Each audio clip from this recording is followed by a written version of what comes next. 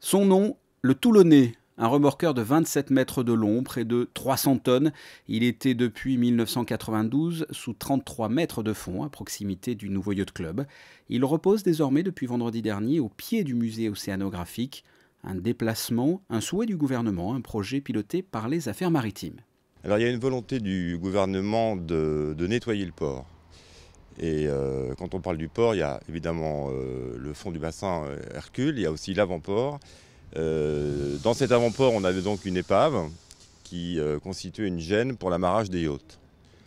Donc le gouvernement a décidé de procéder à l'enlèvement de l'épave. Vouloir enlever ce remorqueur du port, parce qu'il constitue une gêne, n'est que la première des 3 raisons.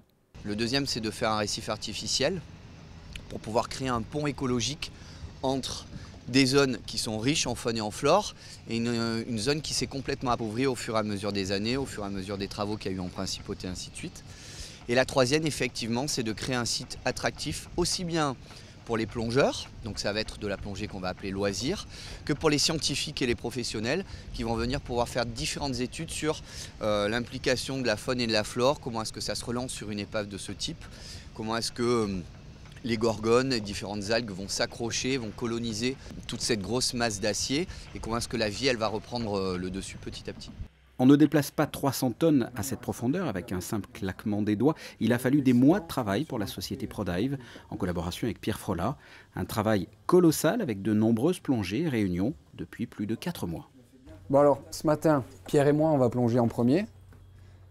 Moi, je vais, donc tous les deux en scuba, moi je me mets à l'eau, je vais finir de mailler tous les croisements de chaînes ici avec les manies qu'on a commencé hier, Pierre.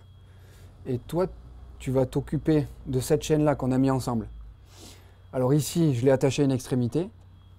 Ici, tu gonfles la chaîne pour qu'elle se tende. Normalement, ça va remonter en surface, la chaîne de 30 mètres. Okay. Et tu la fixes ici à ras, de manière à ce qu'on ait les chaînes pareilles qu'ici. Pour le soulever et le déplacer sur plus d'1 kilomètre, un squelette, une colonne vertébrale de chaîne a été créée. À chaque extrémité, des ballons d'air, plus d'une vingtaine au total, pouvant soulever chacun entre 5 et 20 tonnes. L'opération a été délicate. Une fois les ballons gonflés, le remorqueur a dû se désolidariser du sol alors qu'il était fixé comme une ventouse. Le transport a lui aussi été délicat. Après environ 13 ans au fond de l'eau, le remorqueur est forcément fragilisé. La moindre fausse manœuvre au coup d'accélération et ce navire peut se briser en plusieurs morceaux. L'opération a débuté au lever du jour pour s'achever en fin de journée. Après de nombreuses heures, ce remorqueur a pris une nouvelle direction et une nouvelle vie.